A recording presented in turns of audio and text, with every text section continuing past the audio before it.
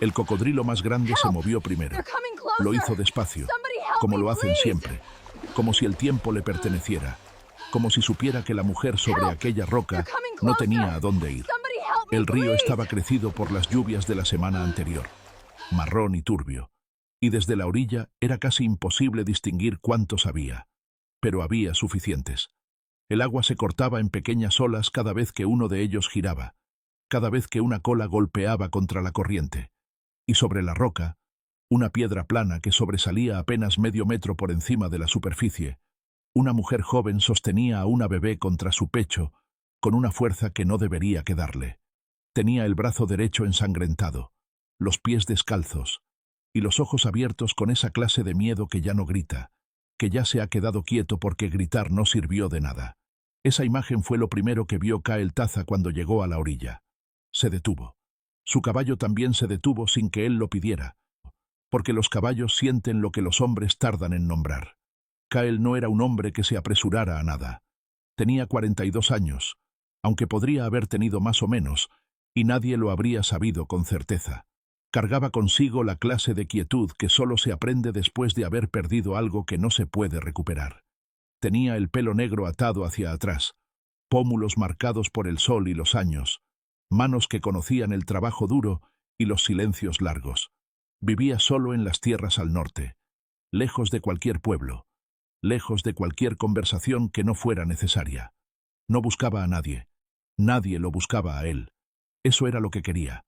Pero ahí estaba esa mujer, y esa bebé que se aferraba a ella como si entendiera que la orilla estaba demasiado lejos. Antes de continuar esta historia quiero pedirte algo sencillo. Si estás escuchando esto desde México, desde Argentina, desde España o desde cualquier rincón del mundo donde la gente todavía cree que vale la pena proteger a quien lo necesita, escríbelo en los comentarios. Cuéntame desde dónde nos acompañas esta noche. Y si esta historia ya te está moviendo algo por dentro, dale like y suscríbete, porque esto apenas empieza, y lo que viene va a quedarse contigo mucho tiempo. Kyle desmontó. No corrió, no gritó. Se arrodilló lentamente junto al borde del río y estudió el agua durante un momento que pareció demasiado largo dado lo que estaba pasando, pero que en realidad fue exactamente el tiempo necesario.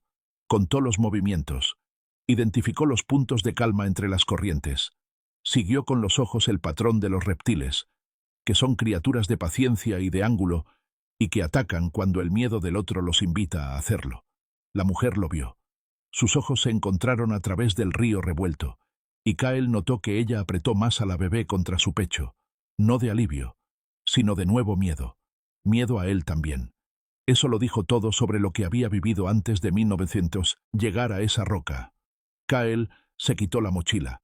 Sacó una cuerda de cuero trenzado que llevaba enrollada en el lateral, larga y resistente, y la ató al tronco más grueso que encontró en la orilla, uno de esos mezquites viejos que el río no había podido arrancar en décadas. Hizo el nudo 2 veces, lo probó con todo su peso. Luego se metió al río. El agua estaba fría a pesar del calor del día, y la corriente empujaba con más fuerza de lo que parecía desde afuera. Kyle avanzó despacio, sin salpicar, con los pies buscando fondo en cada paso. Tenía el cuchillo en la mano, no como amenaza, sino como lo que era, la única línea entre lo que podía controlar y lo que no. A su izquierda, a unos 4 metros, uno de los cocodrilos giró su cabeza hacia él. Kyle no aceleró. Mantuvo el ritmo, los ojos fijos en la roca. La mujer lo observaba sin hablar. La bebé dormía, o algo parecido al sueño que es en realidad agotamiento puro. Cuando Kyle llegó a la roca, no dijo nada de entrada. Puso una mano sobre la piedra y esperó. Esperó a que ella tomara la decisión, porque sabía, aunque no hubiera podido explicar cómo lo sabía, que esta mujer necesitaba ser ella quien decidiera. Que alguien que había sido arrastrada por las decisiones de otros durante demasiado tiempo necesitaba este momento, aunque fuera pequeño, aunque el cocodrilo estuviera a 3 metros y el río siguiera subiendo. Ella lo miró. Él sostuvo la mirada, y ella puso a la bebé en sus brazos. Fue el momento más difícil del cruce, no por el peso, sino porque Kyle tuvo que cargar a una criatura que no era suya con los brazos que una vez habían cargado a otra. El recuerdo llegó sin permiso, como siempre llega. Su esposa mira, su risa bajita, el olor a pino quemado que tenía el cuarto donde nació su hijo, el mismo hijo que no llegó a ver el amanecer. Kyle apretó los dientes y siguió caminando. El agua le llegaba al pecho. El cocodrilo giró de nuevo. Kyle le mostró el cuchillo sin voltearse a mirarlo, un gesto instintivo, casi ritual, como quien le habla al peligro en su propio idioma. La bebé no lloró. Era una niña pequeña, de quizá 6 meses, con el pelo oscuro pegado a la frente por el sudor y el miedo ajeno. Tenía los ojos cerrados y las manos apretadas en puños diminutos, como si en sueños estuviera peleando también. Kyle llegó a la orilla y depositó a la niña sobre su mochila, en la tierra seca, entre la raíz del mezquite y la sombra de su caballo. El animal bajó el hocico y la olfateó con curiosidad tranquila. La bebé abrió un segundo los ojos, vio el cielo, y los cerró de nuevo. Luego Kyle volvió al río. La mujer había bajado de la roca por su cuenta, aferrada a la cuerda, y avanzaba hacia él con el agua hasta la cintura. Tenía el brazo derecho que sangraba, una herida larga en el antebrazo que el río había limpiado y empeorado al mismo tiempo. Caminaba con una cojera que intentaba disimular, y aún así avanzaba. No esperó a que él regresara por ella. Eso también lo dijo todo. Kyle le ofreció la mano a medio camino. Ella la tomó, y así cruzaron los últimos metros del río, en silencio, sin que ninguno supiera todavía el nombre del otro, ni el peso de lo que estaban comenzando. En la orilla, ella se dejó caer sobre las rodillas y recogió a la bebé con los 2 brazos, apretándola contra su cuello, respirando sobre su pelo. No lloró. Tenía la clase de ojos que ya gastaron todas las lágrimas que tenían, y ahora solo funcionan para ver, para medir, para calcular qué tan peligroso es cada nuevo espacio. Kyle limpió su cuchillo en la tierra y lo guardó. Empezó a revisar la herida del brazo de ella sin pedirle permiso, pero tampoco sin tocarla. Solo la miró. Luego abrió su mochila y sacó un pedazo de tela limpia, lo húmedo de su cantimplora, y lo dejó sobre la roca más cercana sin decir nada. Una ofrenda. Tómalo si quieres. Ella lo tomó. ¿Hay alguien buscándote?, preguntó Kyle. Su voz sonó como suena el viento cuando baja por los cañones. No era una voz de conversación. Era una voz de cosas necesarias. La mujer dudó. Sí, dijo al final. ¿Cuántos? No sé. Varios. Kyle asintió. Miró el horizonte al este, hacia donde el río bajaba, hacia donde los árboles se volvían más escasos y el terreno se abría en ese paisaje árido que él conocía mejor que a ninguna persona viva. Calculó algo en silencio. Luego recogió su mochila y desmontó la cuerda del árbol. Entonces, no nos quedamos aquí, dijo. No era una pregunta, pero tampoco era una orden. Era una observación, del mismo tipo que haría el viento o la tierra si pudieran hablar. La mujer se levantó. Le dolía el pie, se le notaba. Le dolía el brazo. Probablemente le dolía todo lo que hay adentro que no se ve. Pero se levantó. Acomodó a la bebé en la tela cruzada sobre su pecho, un nudo improvisado que funcionaba apenas, y miró a Kyle con una mezcla de agotamiento y de algo que no era exactamente confianza, pero que era lo más cercano a ella que podía permitirse en ese momento. «Me llamo Lena», dijo. Kyle la miró un instante. «Kyle», respondió, y eso fue suficiente. Subió al caballo, le extendió la mano, y ella subió detrás de él con la bebé pegada al pecho.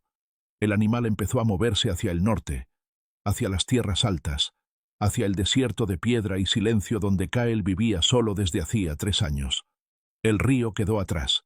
Los cocodrilos dejaron de moverse, y el sol empezó a bajar, tiñendo el cielo de ese naranja oscuro que en el desierto siempre parece una advertencia y una promesa al mismo tiempo. Kyle no sabía entonces lo que cargaba esa mujer. No sabía el nombre del hombre que la perseguía. No sabía lo que había visto. No sabía que al aceptar ayudarla estaba poniendo un pie dentro de algo que iba a costarlo más de lo que cualquier río podría costarlo. Pero había una cosa que sí sabía. La sabía desde que la vio sobre esa roca, con la bebé en brazos, y los cocodrilos abajo, y los ojos abiertos de ese modo que tienen las personas que ya no esperan que nadie llegue. La sabía desde que ella puso a la niña en sus brazos, antes de salvarse ella misma. Esa mujer no era una víctima. Era alguien que el mundo había empujado hasta el borde, y que seguía de pie en él. Y eso, en el código silencioso por el que Kael Taza había vivido toda su vida, era exactamente el tipo de cosa que merecía ser protegida. No con discursos, no con promesas, con pasos, con presencia, con el cuerpo entre ella y lo que viniera. El caballo siguió hacia el norte mientras el cielo se oscurecía, y las primeras estrellas empezaban a aparecer sobre el desierto, como ojos que recuerdan todo lo que pasa debajo de ellos, y no dicen nada. Cabalgaron durante 2 horas sin hablar. Eso podría haber parecido incómodo entre otras personas. Pero Kael Taza era un hombre que entendía los silencios como otros. Entienden las palabras, como algo que tiene forma, temperatura y peso. Y el silencio de Lena no era el silencio de alguien que no tiene nada que decir. Era el silencio de alguien que tiene demasiado, y que todavía no sabe si el lugar donde está es suficientemente seguro para dejar salir, aunque sea una parte de ello. Así que Kael dejó que el caballo marcara el ritmo y se dedicó a leer el terreno. El desierto al norte del río era diferente al desierto del sur, más seco, más honesto en cierto modo. Las piedras aquí no fingían. El suelo era duro y claro, de ese color amarillo pálido que tiene la tierra cuando el sol la ha trabajado durante siglos. Los cactus aparecían en grupos escasos, como familias que se juntaron por necesidad más que por elección. El viento bajaba desde las formaciones rocosas con un sonido que no era exactamente frío, pero sí limpio, que barría el calor del día y dejaba en su lugar algo más tranquilo, más propio de la noche. La bebé dormía. Dormía con esa entrega absoluta que solo tienen los muy pequeños y los muy agotados, la cabeza apoyada contra el pecho de Lena, los puñitos relajados por fin. Kael la escuchaba respirar de vez en cuando, ese sonido suave y constante que es lo más parecido a la paz que había en ese caballo que caminaba hacia ninguna parte que alguien pudiera rastrear fácilmente. «¿Cómo se llama?», preguntó Kael sin voltear. Lena tardó un momento. «Maya», dijo. «¿Cuántos meses?». 7. Kael asintió. No dijo nada más. Pero algo en él se acomodó con esa información, como cuando una pieza de un paisaje encaja y el conjunto tiene más sentido. 7 meses. Lo suficiente para entender el tono de voz de su madre. Lo suficiente para asustarse, para aferrarse. No lo suficiente para nada más. Llegaron al refugio pasada la medianoche. No era una casa. Era algo entre una casa y una parte del paisaje, como si alguien hubiera empezado a construir y luego hubiera decidido que el desierto podía hacer el resto. 3 paredes de adobe y piedra apilada. Un techo bajo de madera oscura y ramas secas. Una entrada sin puerta pero con una tela de cuero grueso que el viento movía con pereza. Adentro, una manta enrollada en un rincón, una olla de barro sobre un hogar de piedra, unas ramas apiladas, un rifle viejo apoyado contra la pared, un arco y un carcaj colgados de un clavo. Eso era todo. Eso era suficiente para un hombre solo. Kael ató el caballo afuera y levantó la tela de la entrada. Lena entró despacio, mirando todo sin disimulo, evaluando. Era el instinto de alguien acostumbrada a entrar en lugares y medir si podían convertirse en trampas. Kael lo vio y no dijo nada. Solo encendió el fuego pequeño del hogar, el tipo de fuego que calienta sin llamar la atención desde lejos, y puso agua a calentar. «El brazo», dijo, señalando con la cabeza. Lena se sentó en el suelo, cerca del fuego, y extendió el brazo derecho. La herida era larga pero no profunda. Una cortada limpia que probablemente se había hecho con una rama o una piedra durante la caída al río. Estaba irritada y empezaba a ponerse de un rojo que no era buena señal. Pero no era nada que el calor del agua y un poco de cuidado no pudieran trabajar. Kael limpió la herida con agua caliente y tela limpia, con movimientos precisos y sin brusquedad. Lena apretó la mandíbula pero no hizo ningún sonido. La bebé dormía sobre la manta que él había extendido en el suelo, en el rincón más alejado del fuego. «Necesita comer», dijo Lena, mirando a Maya. «Sé», respondió Kael. Salió un momento y volvió con una bolsa pequeña. Dentro había leche en polvo seca, del tipo que los mercaderes del pueblo más cercano vendían para los viajeros. Kael no explicó cómo la tenía. Simplemente la puso frente a ella.